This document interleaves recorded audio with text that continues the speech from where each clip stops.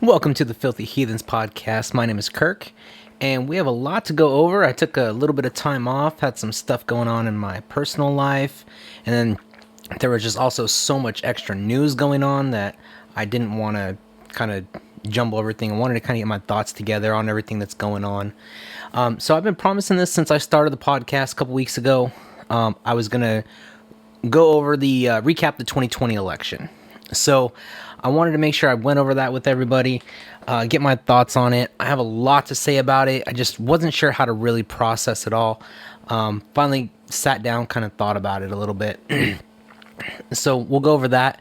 I'll also be putting out a part of this episode. It'll be another separate video. Looking forward to the 2024 election. You know, what I think about that. There'll also be another portion that talks about Trump's second impeachment. So we'll be going over that as well. And then finally, we'll go over just some basic cultural things that have been going on recently. There will be discussion of things like the Super Bowl, how wrong I was on the Super Bowl. We'll also be going over things like Gina Carano and what happened with her, and just cancel culture in general. So let's go ahead and get started on this. I'm going to recap the 2020 election. And to put it bluntly, the 2020 election goes like this. Trump was robbed. He wasn't robbed in the way you're thinking, though. So just because you're, maybe robbed's not the right word, but robbed, I think, kind of works out kind of in a fighting context. You kind of think of somebody who got robbed, even though it wasn't technically illegal. Nothing was really done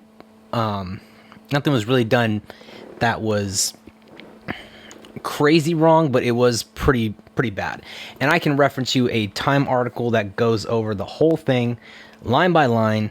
The title of the article is called "The Secret History of the Shadow Campaign That Saved the 2020 Election."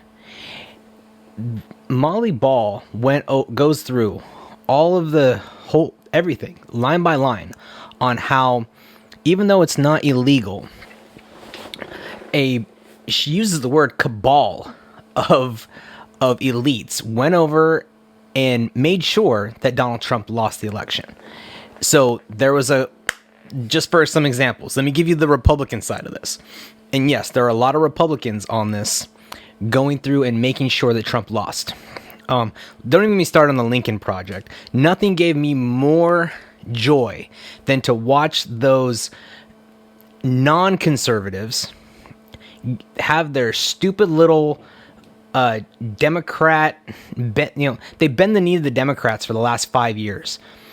And nothing gave me more satisfaction than to watch the Lincoln Project completely implode on Abraham Lincoln's birthday.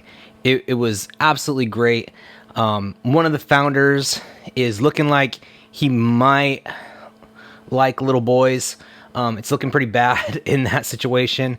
It looks like whoever was managing the money somehow was not managing it properly.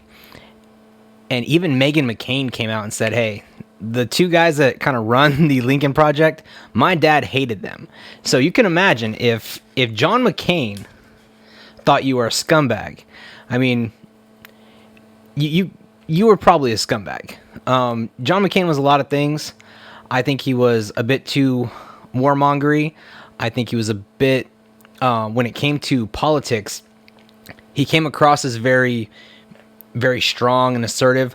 But when push came to shove, you could always count on John McCain to, buckle. He would always just kind of give in to Democrats, give in to liberals.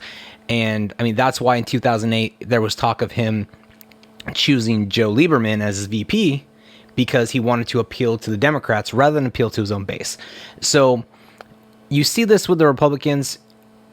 There's a Republican side to this that cost Trump the election. And the main one that I saw was the Pennsylvania legislature passed a law. And the Pennsylvania legislature at the time was controlled by Republicans. So they passed a law that allowed for mail-in balloting.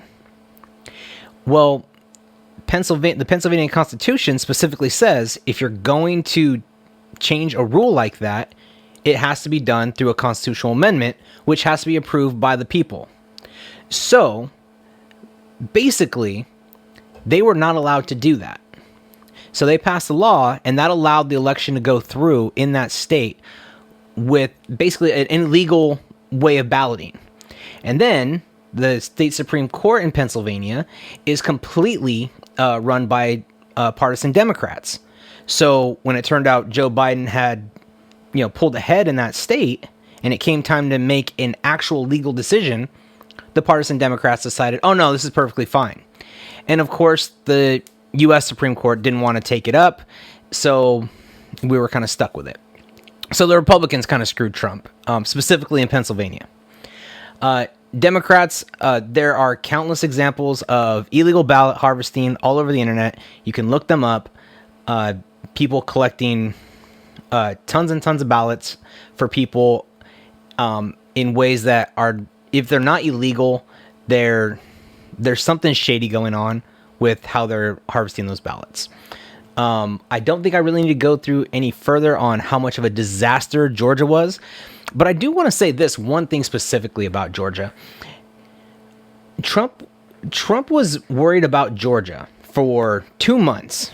He went through and just like, hey, what can we do about Georgia? Because Georgia, there's something not right in this state. There's something wrong with the elections in the state. Something's going on. And people kept calling him, he's trying to steal that election. He's making things bad. But basically, for those next 2 months, while there was the Georgia Senate runoffs, everyone's talking about how great Stacey Abrams is because she got the two Democrats elected. She really kind of pushed them and got them elected. The only reason Stacey Abrams is even famous, is she has any name notoriety whatsoever, is because she spent the last 2 years complaining that a Georgia election was stolen from her. She's basically Georgia Democrat Donald Trump. She was complaining about a Georgia election, and that's why she's famous. So are we going to hold her to the same standard that we hold Trump? Because I'd like to see her completely just, stabbed in the back by her party. As soon as possible, because she did for 2 years what Donald Trump did for 2 months. So there's that. So Georgia was just a disaster, complete wreck, and then it made it worse. It made it worse during the Senate runoffs that they really couldn't get the turnout. The other part of it, big tech. We all know big tech is completely on the side of the Democratic Party. They were absolutely anti-Trump. They want to do everything they can to make sure they hurt conservative viewpoints. It's absolutely true. There's no doubt about it. You saw it completely in the 2 weeks leading up to the election.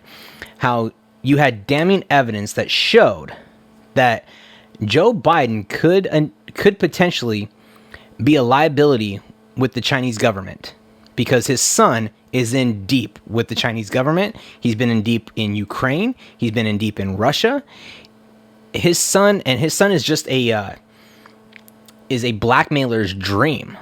So we really need to think about that. And that story got squashed. And then about 2 weeks after the election, all the news media comes out. Oh, all that stuff that we said was a lie about Hunter Biden? Oh yeah, totally true. So 2 weeks after the election, it was totally fine. 2 weeks before the election, they made sure that they stifled it. I mean, Twitter even they suspended the New York Post, an actual newspaper. They suspended their Twitter account because they were running that story. And they told them they had to take it down before they could get it back. So that was, obviously that's big tech working. But something that keeps getting lost in the weeds is Google.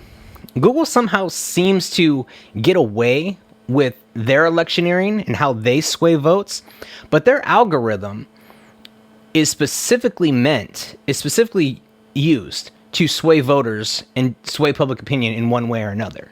This was already testified about in Congress. There's a psychologist who went through and did a study on this, and this guy was a Clinton supporter. Found out that in the 2016 election, Google's search algorithms most likely is the reason why Hillary Clinton won the popular vote. It swayed at least 3 million voters to vote for Hillary Clinton over Donald Trump. Because when you go and you Google something, the first thing that comes up, that's the page you're going to see, all the first page.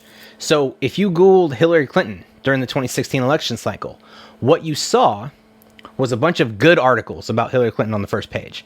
And everybody knows, you and I both know, you Google something, you're just looking at the first page. You're not going to page 10 or 11. But if you typed in Donald Trump, the whole first page was to make sure there was nothing but bad articles about Donald Trump. So we all know that. However, the psychologist went through, did a study on it, found out that by itself could have swayed at least 3 million votes towards Hillary Clinton. Now, imagine what was going on this year, or this last year in 2020, with all the stuff going on. You had everything that's going on. YouTube was making sure to censor certain videos. They were cracking down on actual doctors talking about COVID. And if it didn't meet the CDC or WHO standard completely, YouTube would either demonetize them or even remove the video altogether. So you saw this a lot. This happened quite a bit. But big tech, specifically Google, was big in the bag for anybody but Trump this time around. So all of that was working against Trump.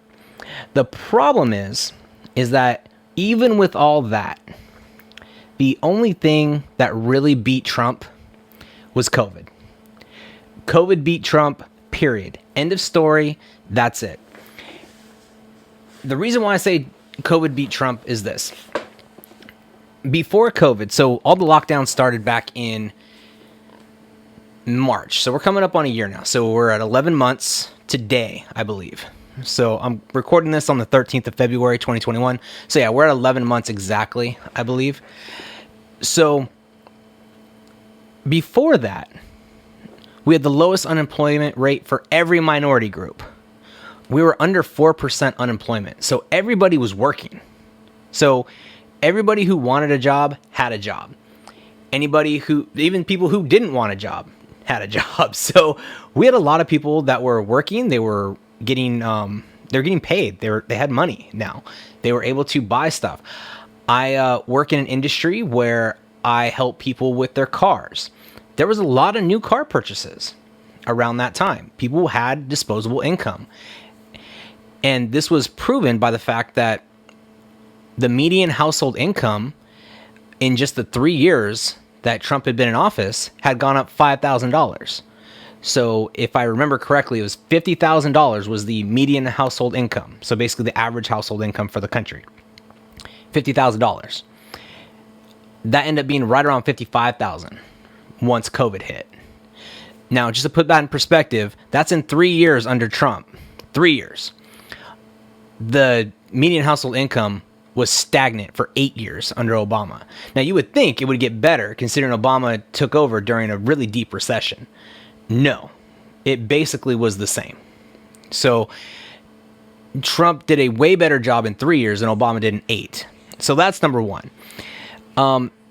Also, around this same time, Trump had just gone through an impeachment trial where he got acquitted. And during that whole thing, Trump getting acquitted, his impeachment trial led to him having higher approval ratings. So his approval rating was increasing.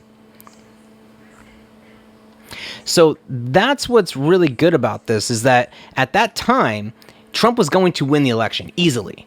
Democrats had just come off of two primaries where it was just garbage.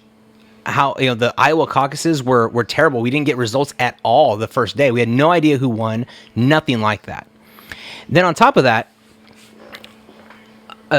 the New Hampshire primary for them, I think Bernie just won that outright. It wasn't even close. Same thing, Nevada. So it looked like Bernie Sanders was just going to run away with this. Then right around that time, COVID hits, and next thing you know, Joe Biden's winning everything, sweeping everything, making sure it goes. Before COVID, it was really looking like Trump was just going to walk away with the 2020 election. Let's also not forget that even during COVID, Trump brokered about a half a dozen Middle East peace deals in 2020. Most of those peace deals had some country which had always despised Israel say that Israel is a country that has the right to exist. So they recognize them, even though they were long-term enemies. That is huge. That's a big deal. And Trump was able to get that accomplished. The problem is that all of those accomplishments, the low unemployment rate, the great news for minority people, anybody who's a member of minority, having those jobs, being able to build themselves up, all of that combined with greater household income and, these Middle East peace deals, foreign policy and domestic policy were great under Trump, but it all got wiped away because of one thing, because of COVID. COVID was basically the only story, and anybody who was I think Trump probably handled COVID as good as anybody could have, considering what we knew and what we didn't know. And the fact that people are getting a vaccine for this disease now, a year later, less than a year later, is astounding. And that is because of the Trump administration. But nobody was going to come out of this looking good if they were in charge. And the fact is, Trump was in charge. He was not going to look good.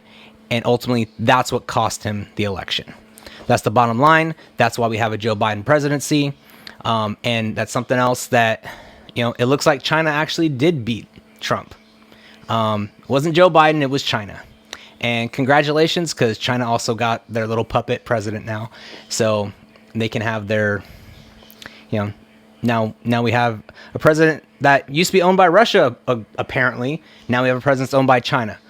I guess we choose our poison, and Democrats decided that they like China more than Russia, apparently.